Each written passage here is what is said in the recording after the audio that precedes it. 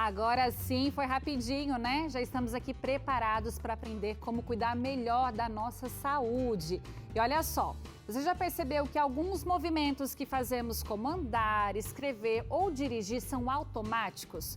O nosso cérebro aprende os caminhos para desempenhar algumas ações e depois disso ele faz, tudo sozinho. Gostamos de fazer o que já sabemos fazer, isso porque existe uma certa dificuldade em aprender coisas novas, principalmente quando a idade é mais avançada. Mas a falta de atividades no cérebro pode deixá-lo mais propenso a doenças neurais. Cerca de 700 milhões de pessoas são vítimas de alguma doença mental ou neurológica, segundo a OMS. É muita gente, não é mesmo? E os idosos acabam sendo mais susceptíveis a elas. Então hoje vamos conversar sobre exercícios que podemos fazer para deixar o nosso cérebro em forma e prevenir algumas doenças. Para isso vamos conversar com o Dr. Leonardo Leibovici, que é médico geriatra e gerontologista. E a gente quer muito ter a sua participação aqui, então aproveite para anotar o nosso WhatsApp e enviar a sua dúvida. O nosso número é 12 98266 0004. Ou você também pode apontar a sua câmera para o QR Code que aparece aqui na tela e você será encaminhado diretamente para o nosso contato. E a gente está aqui esperando a sua participação, tá ok? Doutor Leonardo, tudo bem? Muito obrigada pela sua participação. Boa tarde, Flávia. Boa tarde a todos os telespectadores. É um prazer enorme estar aqui com vocês. Legal, doutor. Olha, já começo perguntando o que acontece com o cérebro quando se aprende algo novo, como um idioma, por exemplo. Bom, antes de falarmos do que acontece com o cérebro com o aprendizado, temos que entender que, se fizermos uma analogia entre o nosso músculo e o cérebro, não há muita diferença em que, se a gente trabalha, ele desenvolve. Se nós não o utilizamos, ele evolui, ele acaba atrofiando. Então é mais ou menos isso, se a gente fizer traçar um parâmetro entre essas duas partes do nosso corpo, ficar muito na zona de conforto do cérebro, ela é ruim, de um modo geral. É necessário que a gente saia dessa área de conforto e que possamos exercitar esse cérebro para que criemos uma reserva intelectual ou cognitiva, para que essa reserva perdure por mais tempo e que possamos ter uma memória e uma cognição melhor durante os nossos anos vindouros. Bom, o que acontece quando a gente aprende algo novo, como um idioma, por exemplo? Toda vez que aprendemos uma atividade nova, o cérebro ele cria novos caminhos, novas ramificações neurais. Vão se criando redes novas e, se compararmos assim a uma floresta, quanto mais densa for essa floresta, quanto mais conexões nós tivermos, mais rica é essa reserva que nós criamos de cognição e de intelecto. Aí é fácil dizer que, por exemplo, pessoas que tiveram uma atividade muito grande da esfera intelectual, profissionais que utilizaram muito o seu cérebro, o pensamento, o raciocínio no decorrer de uma vida, essas pessoas criam uma reserva um pouco maior e, portanto, elas têm uma reserva para os períodos mais tardios de sua vida.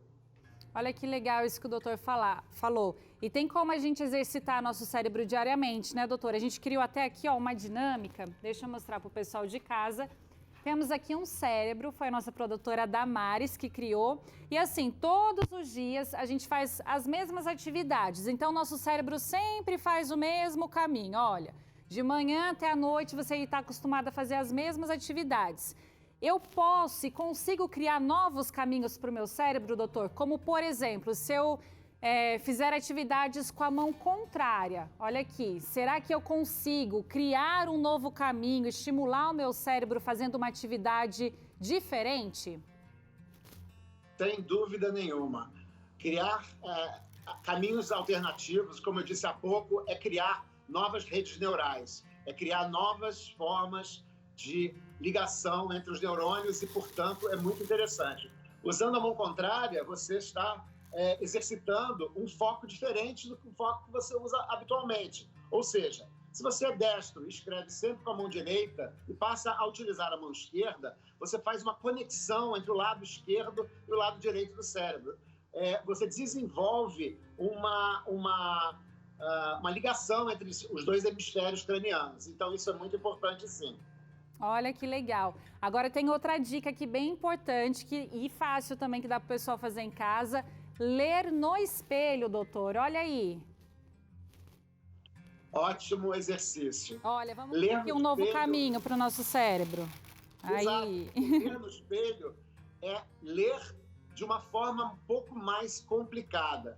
Quando nós lemos na direção normal, nós estamos habituados a ler desde que nos alfabetizamos. Então, esse é o caminho habitual.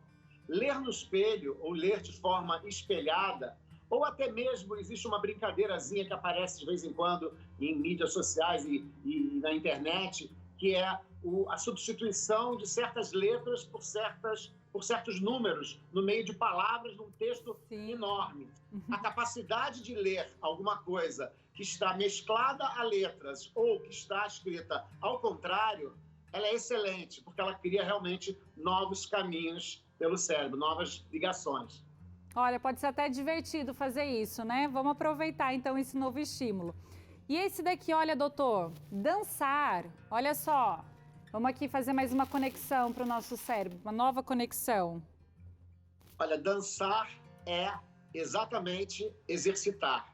Exercitar o cérebro com a coordenação motora, ou seja, fazer com que o cérebro apure a sua coordenação motora. Está provado cientificamente, há artigos na mídia científica mundial de que quando nós exercitamos a nossa coordenação motora, nós também estamos exercitando as nossas ligações cerebrais e, portanto, melhorando a cognição. Isso aqui não tem idade, né, doutor? Você fala, ai, já tô velha para começar a fazer uma nova atividade, dançar, se movimentar. É a qualquer momento isso daqui. De jeito nenhum. Não há idade para se começar a investir em exercício, seja ele físico ou seja ele cerebral. Na verdade, o exercício físico ele deve começar o mais precocemente possível, porque nós entramos num processo de perda muscular a partir dos 30, 40 anos. A mesma coisa acontece com o cérebro. Se nós não o exercitarmos, se nós tivermos uma atividade muito monótona, ou muito repetitiva, ou muito sem buscar desafios para esse cérebro, ele acaba entrando numa acomodação, e essa acomodação acaba levando a uma atrofia ou um envelhecimento mais precoce. Não estou falando de patologia, não estou falando de doença, porque há certas doenças que favorecem esse envelhecimento mais precocemente. Mas, de um modo geral, qualquer pessoa, a partir dos 30 anos de idade, já deve se preocupar com esse tipo de exercício. Quanto mais se puder ler, quanto mais se puder fazer palavras cruzadas, quanto mais puder aprender novos idiomas, façam porque é muito importante. Olha aí, o senhor falou novos idiomas, novas habilidades também, né, doutor? Vamos aqui criar mais uma conexão para o nosso cérebro. Olha aí que legal. Pois é, novas atividades engloba qualquer uma dessas atividades novas que se passa a fazer depois de uma certa idade. E essas novas atividades vão desenvolver... O cérebro ele é elástico. A gente chama ele existe nele uma neuroplasticidade.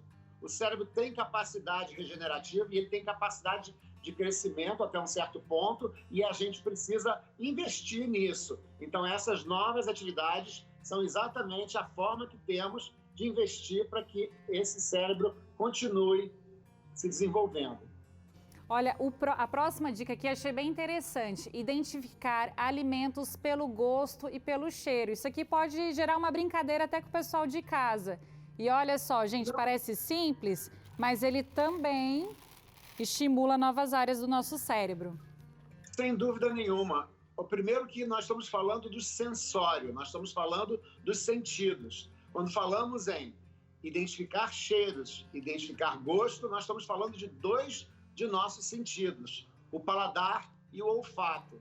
Então, sentir cheiro, sentir gosto é trabalho para o cérebro. O cérebro tem que identificar. Portanto, deve-se evitar cair no marasmo. Sim, a gente teve só um probleminha na conexão, mas deu para você continuar ouvindo o doutor. Olha, doutor, e agora isso daqui, lembrar com quem falou no fim do dia. Nossa, às vezes a pessoa acaba esquecendo com quem ela falou em segundos atrás, minutos atrás, né? Mas isso aqui é um exercício legal, olha. Vamos aqui estimular nosso cérebro também.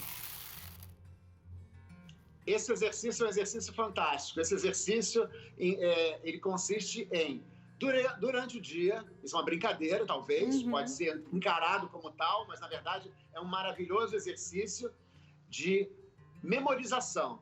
Você, durante o dia, você se fixa em certos nomes, em fisionomias, em figuras, e no final do dia você tenta lembrar o maior número delas. Todo mundo conhece uma brincadeira chamada stop. Stop é uma brincadeira que a gente bota, conhece, né? Sim. As mãos, e aí conta os dedos para dizer A, B, C, D, E, ou seja, caiu numa letra tal e você tem que lembrar. Todos os animais que começam com essa letra, todos os modelos de automóvel que começam com essa letra, todas as capitais que começam com essa letra, todos os países e assim por diante. Isso é uma excelente forma de exercitar o cérebro.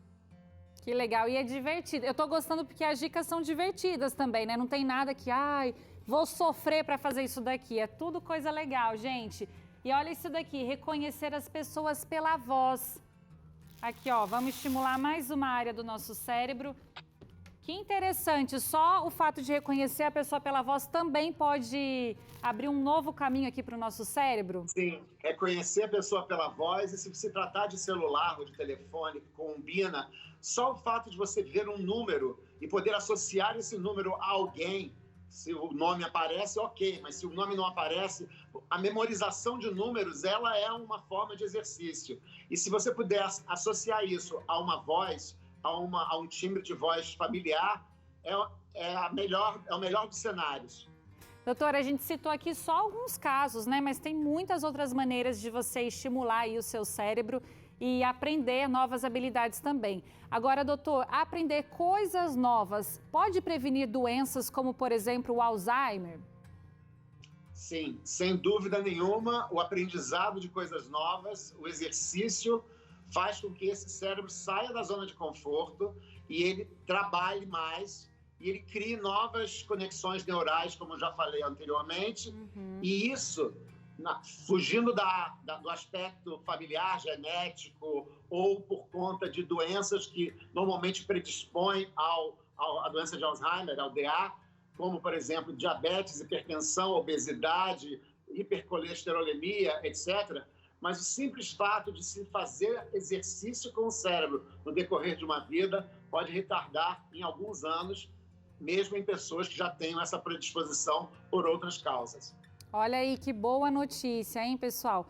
Agora você de casa pode falar assim, ixi, às vezes eu esqueço as coisas, nem tô tão velha assim e ando esquecendo muito. É normal, doutora, a gente começar com esses esquecimentos no nosso dia a dia? É absolutamente normal. Nós vivemos num mundo de muita informação, cada vez mais informação.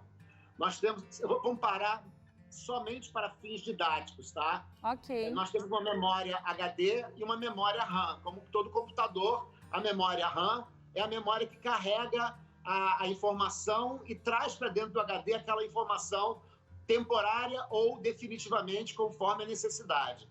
Vamos dizer que a nossa memória RAM ela é muito sobrecarregada, porque nós temos informação por televisão, mídia, na rua, etc, etc. Não, nós precisamos selecionar aquilo que vamos guardar. Então, é muito comum pessoas aos 30, 40 anos reclamarem que estão com problema de memória, dizendo que o problema é que elas não lembram o nome de um ator, o nome de um filme, o nome de um livro. E isso não é necessariamente doença. Isso, às vezes, é fruto de estresse, é fruto de muita informação, é fruto de uma falta de atenção, a falta de foco. Então, é preciso discernir entre o envelhecimento cerebral e a perda cognitiva de verdade, a verdadeira, de uma perda de algum tipo de informação que você deixou de fixar exatamente porque estava distraído com uma série de outras informações. Olha aí que legal. Doutor, olha, tá chegando aqui interações, a gente quer colocar já uma na tela. Vamos ver aqui, a Nice Borges está perguntando, estou lendo 2 livros de uma vez, isso seria um exercício? E aí, doutor? Claro, Nice, isso é um exercício fantástico. Assistir 2 séries ao mesmo tempo ou ler 2 livros ao mesmo tempo, sem que haja confusão e que você possa registrar as informações de um e de outro e fazer versar de um para outro, é mais ou menos a mesma coisa que uma pessoa bilíngue faz. Ela versa de uma língua para outra com muita naturalidade. É um excelente exercício, Nilce. Pode continuar fazendo. Aí, ó, e fica para você de casa seguir o exemplo da Nice. Tem mais interação na tela, doutor? Vamos ver quem está participando agora. É a Lucimar, do Rio de Janeiro. Aprender a tocar um instrumento musical é um bom exercício para o cérebro? E aí, doutor? Sim, Lucimar, é excelente. Como falamos anteriormente, tocar um instrumento é uma forma de exercitar a coordenação motora. Coordenação motora está intimamente ligada com a atividade cerebral. Portanto, poder dedilhar um violão, poder dedilhar um piano de maneira correta, exercitando, cada vez melhorando esse desempenho, isso faz com que o cérebro cada vez mais amadureça e cada vez mais desenvolva essas habilidades. É como a Flávia falou antes sobre a automação. Você começa a dirigir um carro pensando, eu tenho que apertar a embreagem, eu tenho que apertar o freio, eu faço isso primeiro, eu faço aquilo depois. Bicicleta, a mesma coisa. Mas depois de algum tempo, isso se torna automatizado. A mesma coisa com o instrumento. É excelente exercício, sim. Legal. E no começo, né, quando a gente está aprendendo a dirigir, nossa, a gente fica tenso, acha que nunca vai aprender, que sempre vai ter que pensar qual marcha. E realmente depois fica tão automático. Então, legal que você está fazendo, lendo mais um livro, vendo mais uma série ou querendo tocar um instrumento, continue exercitando mesmo o seu cérebro. Doutor, tem mais uma interação que eu queria colocar na tela, é da Fernanda. O estresse pode provocar algum bloqueio nas atividades cerebrais?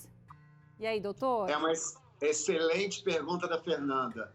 O estresse, eu diria que atualmente é uma das principais causas de pequenos esquecimentos que acontecem no dia a dia das pessoas. O estresse, ele consome uma série de vitaminas e sais minerais no nosso organismo e, na verdade, ele atrapalha nosso metabolismo como um todo e principalmente cerebral. Ele pode causar desde problemas orgânicos, como uma gastrite, uma dor na coluna, mas ele afeta o corpo como um todo. Então, o estresse, nós temos uma capacidade de adaptação ao estresse, mas ela vai até um certo limite. Acima deste limite, o corpo dá sinais de falta de condições de adaptação. Uma delas é a perda de memória para algumas coisas. Ai, doutor, nosso tempo já acabou. Tá tão legal aqui a conversa, a gente aprendendo tanto. Eu quero agradecer mais uma vez a sua participação. Doutor Leonardo, com certeza trouxe muitas dicas e você de casa deve ter amado também. Se você quiser acompanhar de perto, siga ele lá no Instagram, @doutorabreviado, Leonardo Leibovici. Tá passando aqui na tela. Doutor, mais uma vez, muito obrigada pela sua participação e espero até uma próxima, combinado?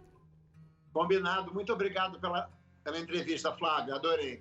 Um abraço, doutor. Até a próxima. Olha só, e você sabe que aqui no Vida e Saúde sempre estimulamos um estilo de vida saudável, seja através dos cuidados com a saúde física, saúde mental e espiritual. E a gente sempre convida aqui especialistas que nos ajudam a entender melhor como obter uma saúde melhor. Aqui também te ensinamos como começar a praticar exercícios físicos, desde uma simples caminhada até exercícios sentado aí no sofá da sua casa para sair do sedentarismo. Sem falar das receitas deliciosas que vão nutrir o seu organismo com muita saúde.